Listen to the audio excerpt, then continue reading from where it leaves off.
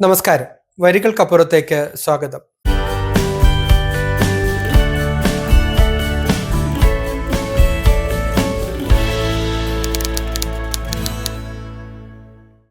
ഇറാനിൽ ഇസ്രയേലും അമേരിക്കയും ചേർന്ന് നടത്തിയ യുദ്ധത്തെക്കുറിച്ച് കഴിഞ്ഞ ആഴ്ച സംസാരിച്ചിരുന്നു.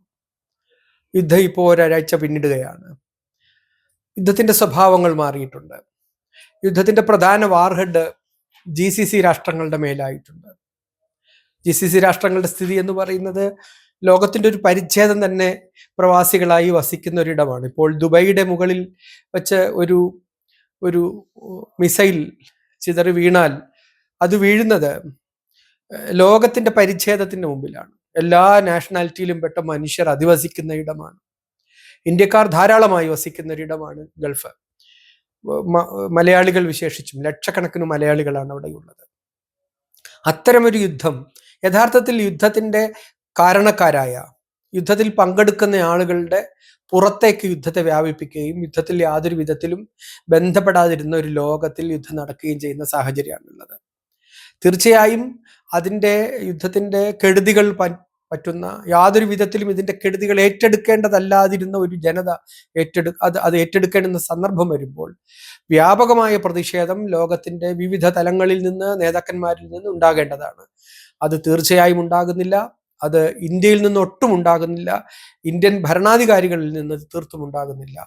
ഒരുപക്ഷെ യുദ്ധം തുടങ്ങുന്നതിന് തൊട്ട് മുമ്പ് തന്നെ ഇസ്രായേൽ സന്ദർശിച്ചുകൊണ്ട് ഇന്ത്യൻ പ്രധാനമന്ത്രി നടത്തിയിട്ടുള്ള പ്രസ്താവനകളും പിന്നെ അഭിപ്രായ പ്രകടനങ്ങളും എല്ലാം നോക്കിയാൽ ഇതെല്ലാം നേരത്തെ തന്നെ നിശ്ചയിക്കപ്പെട്ട ഒരു നാടകത്തിന്റെ ഭാഗമാണോ എന്ന് തോന്നുന്ന തരത്തിലാണ് ഈ ദിനങ്ങൾ കടന്നു പോകുന്നത്. യുദ്ധവുമായി ബന്ധപ്പെട്ടുണ്ടായ മറ്റൊരു സവിശേഷത, ഇറാന്റെ ഭരണാധികാരി, ഇറാൻ പ്രസിഡന്റ് പറഞ്ഞു, GCC രാഷ്ട്രങ്ങളെ ഞങ്ങൾ ആക്രമിക്കുകയില്ല, ആക്രമിച്ചതിൽ ക്ഷമ ചോദിക്കുന്നു എന്ന്. ആ പ്രസ്താവന വന്നതിന് ശേഷവും, ആ പ്രസ്താവന വരുമ്പോഴും വന്നതിന് ശേഷവും നിരവധി ആക്രമണങ്ങളാണ് ഗൾഫ് മേഖലകളിൽ ഉണ്ടായിട്ടുള്ളത്. പ്രത്യേകിച്ച് ബഹ്റിനിൽ വ്യാപകമായ ആക്രമണങ്ങൾ ഈ പ്രസ്താവനയ്ക്ക് ശേഷമുണ്ടായി. ഇതെന്താണ് വെളിവാക്കുന്നത്? ഇത് ഇറാനിലെ ഭരണകൂടവും ഇറാനിലെ യുദ്ധത്തിന് നേതൃത്വം കൊടുക്കുന്ന സൈന്യവും തമ്മിൽ വലിയ വിടവുണ്ട് എന്നുള്ളതാണ്. അവിടുത്തെ പൊളിറ്റിക്കൽ നേതൃത്വം, ഭരണ നേതൃത്വം, അവിടുത്തെ മത നേതൃത്വവും ഷിയ മുസ്ലിങ്ങളുടെ മത നേതൃത്വവും ഭരണകൂടവും ഒന്നായിരിക്കുന്ന അവസ്ഥയാണുള്ളത്. ഒരു മതാധിഷ്ഠിത ഭരണകൂടമാണ് അവിടെ ഉള്ളത്. അതിൽ നിന്ന് വേറിട്ട തീരുമാനങ്ങൾ, അവര് യുദ്ധം ചെയ്യണ്ട എന്ന് പറയുമ്പോൾ യുദ്ധം ചെയ്യാനും, ഇന്നടുത്ത് അടിക്കണ്ട എന്ന് പറയുമ്പോൾ അടിക്കാനും തയ്യാറായി നിൽക്കുന്ന യുദ്ധത്തിന്റെ ഒരു വലിയ പിളർപ്പ് നമ്മൾ ആ രാഷ്ട്രത്തിൽ കാണുകയാണ്. ഇത് ഇറാനിലെ മാത്രം സ്ഥിതിയല്ല എന്നതാണ് നമ്മൾ ഈ ഘട്ടത്തിൽ മനസ്സിലാക്കേണ്ടുന്ന ഒരു കാര്യം. ഇത് പല ഘട്ടങ്ങളിലും യുദ്ധത്തിന്റെയൊക്കെ സന്ദർഭങ്ങളിലും അല്ലാത്ത സന്ദർഭങ്ങളിലും നമ്മൾ പാകിസ്ഥാനിൽ കണ്ടിട്ടുണ്ട്.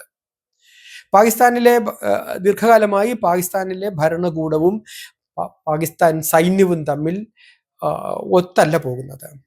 ചില ഘട്ടങ്ങളിൽ അവർ ഒരുമിച്ച് നിൽക്കുമെങ്കിലും സൈന്യത്തിന് സൈന്യത്തിൻ്റെതായ തീരുമാനങ്ങളും, അവർ എപ്പോൾ യുദ്ധം ചെയ്യണം, എങ്ങനെ ചെയ്യണം, ഏതൊക്കെ സ്ഥലത്തിൽ ഇൻഫിൽട്രേറ്റ് ചെയ്യണം എന്നതൊക്കെ തീരുമാനിക്കുന്നതിന് സൈന്യത്തിന് കഴിയുന്ന തരത്തിൽ ഒരു സൈന്യത്തിന്റെ സ്വതന്ത്ര ജീവനം സാധ്യമാവുന്ന രാഷ്ട്രങ്ങളാണിതെല്ലാം. ഏകാധിപത്യ ഭരണങ്ങൾ, തിയോക്രാറ്റിക് ഭരണ സംവിധാനങ്ങൾ ഉള്ള മിക്കവാറും രാജ്യങ്ങളെ, ഒരുപക്ഷെ ഫാസിസ്റ്റ് ഭരണകൂടങ്ങളുള്ള രാജ്യങ്ങളിലെല്ലാം സംഭവിക്കുന്നത് ഇതാണ്. ഇത് ഭയാനകമായ ഒരു അന്തരീക്ഷമാണ്. ഒരു പട്ടാള ഭരണം ഉണ്ടായിരിക്കുന്നതിനേക്കാൾ ഭയാനകമായ ഒരു അന്തരീക്ഷമാണിത്. കാരണം സൈന്യത്തിനകത്ത് മറ്റു ചില താല്പര്യങ്ങളുടെ കൂടുവയ്ക്കുന്നത് കൊണ്ടാണ്. ഇപ്പോൾ ഇവിടെ പാകിസ്ഥാനിലെ സ്ഥിതി എടുത്താൽ, പാകിസ്ഥാനിൽ ഇസ്ലാമിസ്റ്റ് ചിന്താഗതിയുള്ള പലതരം ചിന്താധാരകൾക്ക് വലിയ നെക്സസ് ഉണ്ട് അതിനകത്ത്. അപ്പോൾ അവർക്ക് തീരുമാനങ്ങളുണ്ട്. അവർ ഭീകരവാദത്തെ പല സ്ഥലത്തും പ്രോത്സാഹിപ്പിക്കുന്നു. അതിനു വേണ്ടുന്ന സംഘടനകളെ അവർ ഊട്ടി വളർത്തുന്നു. അത് ഒരുപക്ഷെ പൊളിറ്റിക്കൽ നേതൃത്വത്തിന് താല്പര്യമുള്ള കാര്യമായിരിക്കില്ല.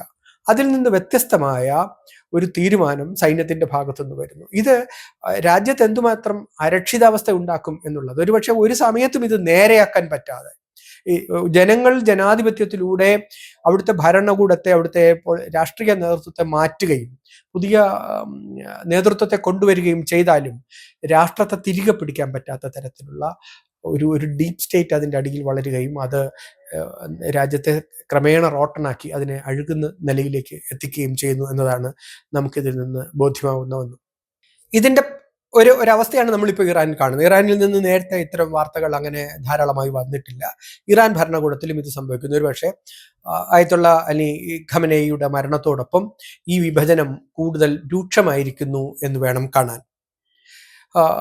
അതായത് ഇറാനിൽ നിലനിൽക്കുന്ന ഈ തിയോക്രാറ്റിക് ഭരണകൂടത്തിൽ എന്തെങ്കിലും അയവ് വന്നെന്നിരിക്കട്ടെ, കൂടുതൽ ജനാധിപത്യം അവിടെ വന്നെന്നിരിക്കട്ടെ, ഈ ജനാധിപത്യം ഒട്ടും റിഫ്ലക്റ്റ് ചെയ്യാത്ത ഒരു സൈന്യം അവിടെ ഉണ്ടായിരിക്കുന്നു എന്നതാണ്.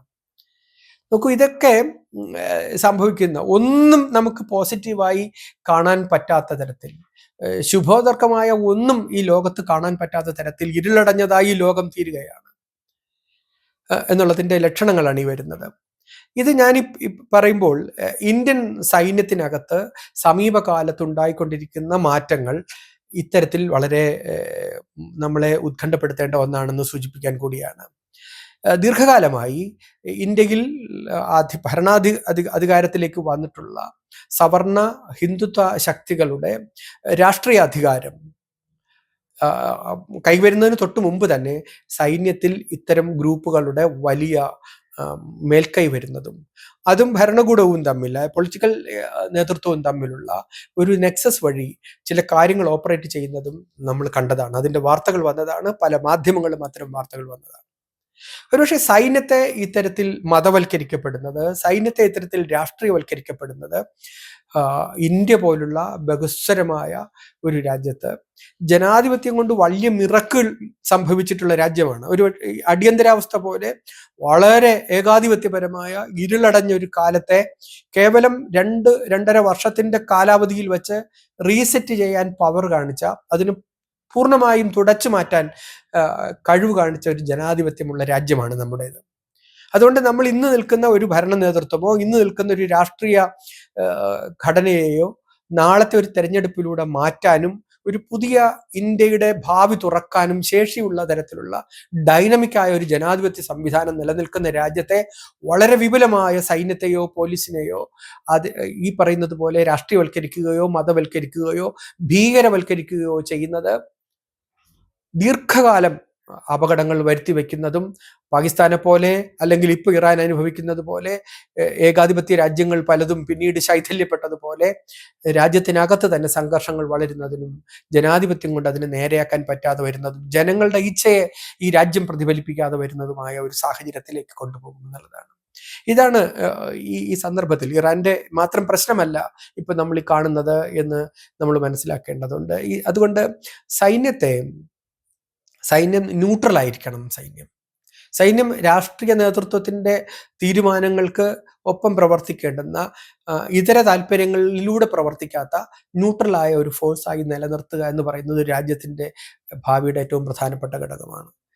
ഇന്ത്യയിൽ അതല്ലാത്ത വാർത്തകൾ വരുന്നു. അതാണ് നമ്മൾ കുറച്ചു കാലമായി കണ്ടുകൊണ്ടിരിക്കുന്ന ഒരുപക്ഷെ തീവ്ര ദേശീയത, അതിരുകളോടുള്ള അതിരുകൾക്ക് അപ്പുറത്തുള്ള അപരരാജ്യങ്ങൾ എന്ന് നമ്മൾ അടയാളപ്പെടുത്തിയിട്ടുള്ള രാജ്യങ്ങളോടുള്ള ശത്രുതയുടെ തീവ്രത ഒക്കെ വളർത്തിക്കൊണ്ട് ഈ സൈന്യത്തിനുള്ളിൽ വളർത്തിയെടുക്കാൻ ശ്രമിക്കുന്ന തീവ്രദേശീയതയെ മതവുമായി ബന്ധിപ്പിക്കുകയും അതിൻ്റെ മറ്റ് വളരെ സങ്കുചിതമായ താല്പര്യങ്ങളുമായി ബന്ധിപ്പിക്കുകയും ചെയ്യുന്നത് അപകടകരമാണ്.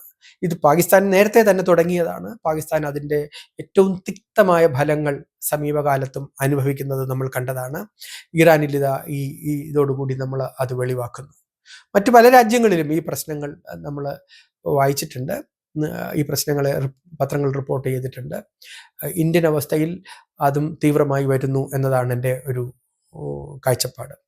മറ്റൊരു വിഷയവുമായി നമുക്ക് അടുത്ത ആഴ്ച വീണ്ടും കാണാം. നമസ്കാരം.